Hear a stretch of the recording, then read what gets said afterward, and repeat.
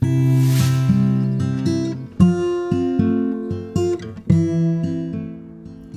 guys, welcome to my studio. This is my main workbench, and on it I have a project that I started a couple years ago with my sister, and then she got really busy doing other things, and so did I, so we didn't get very far. But she did me a couple of favors recently, so I told her I'd knock out some of the work on this. I'm gonna do the purple flowers and maybe the red flowers down here, which are just penciled in. I made this key a while ago on this piece of paper, and the flowers are labeled on there, so it's been a couple years. It's just been sitting in my studio. It's actually dusty from sitting here, so slowly I'll get done with this, and it should be nice and colorful bouquet when I'm done. It's a vertical mosaic that runs this way, and I started these two birds, and I finished one of them. So it's a bluebird, my favorite bird, and I think I'll do another bluebird. I guess I'll do a female. It won't have as much color, but that way they'll be a nice pair, mostly beaded. Then if I swing around this way, I'll show you, I was working on these three the same time I was working on the blossom mosaic. I used some pink grout, which is a custom color I had to mix up with paint, something I don't normally do because it's harder to clean up when you mix it with paint.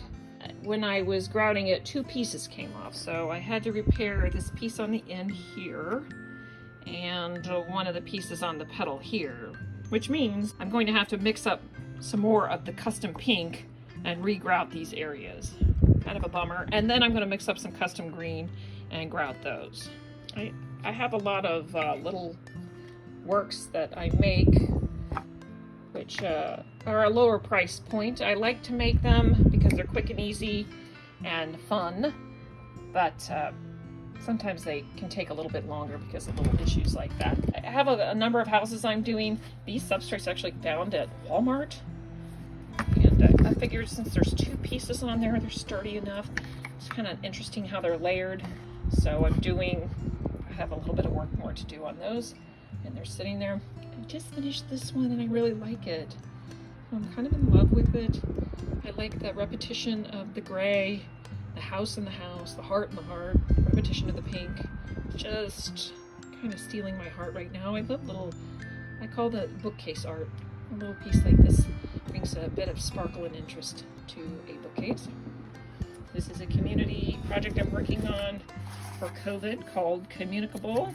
So I just need to put some red on these, red mosaic. I haven't quite decided that.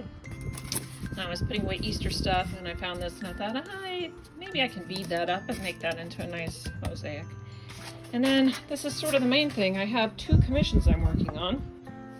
One is a 10 by 10, and she has given me artistic license to do a red dragonfly. Now I had to look up a red dragonfly because I don't think I've ever seen a red dragonfly, and I found a copyright-free photo to use as my reference photo. So here's my photo.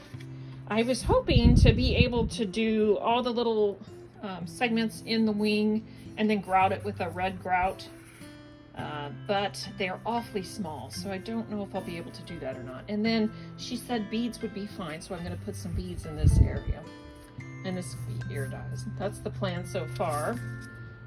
I just cut this out with my jigsaw, so I do have to prep it with the hanging hardware, and the edges need to have some mesh and thin set added. So that's what I'm doing today. I probably won't start on the mosaic today because when a thin set is on there, it will then have to cure before I can transfer the image.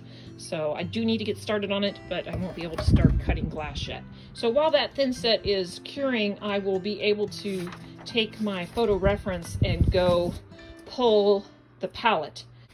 And then this is another piece that I just cut out from, sawdust on it, from MDF, and this one is an 8x10 custom pet portrait.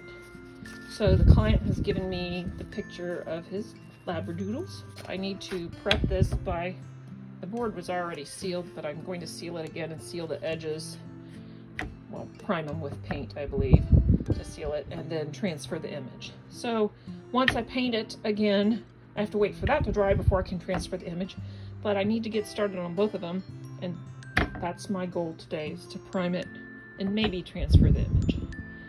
And what else do I have? Those are all the projects that I'm working on right now. Then I have this big mess. A lot of this mess is this lovely vase that my son is working on. So he's pulled all these glass bins, and don't know when he's going to finish it, but it will be wonderful when he does, because then I can get it off my work table.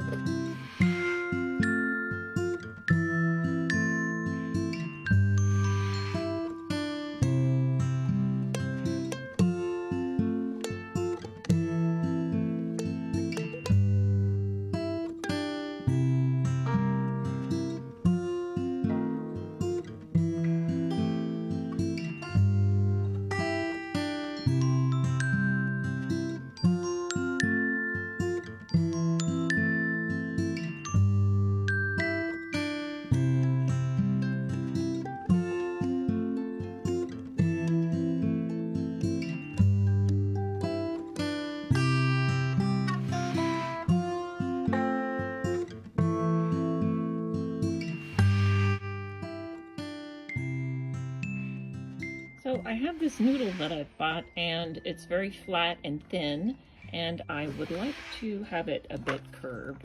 So I am melting it. What you want to do is you want to put it at the top of that blue cone. So I have put it up against the white wall so I can make sure that it's at the top of the blue cone.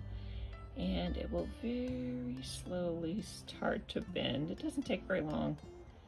And then you can pull it away. Now, glass is a very good insulator of heat, so I can hold it in my bare hand. And this is not a torch, it's just a lighter. It only works because it's very, very thin. And I'm going to cut these so that I have a number of pieces that are bent. That's all.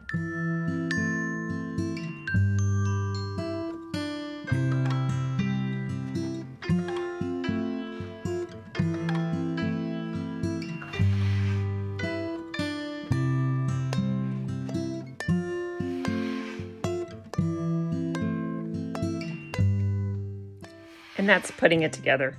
See you next time.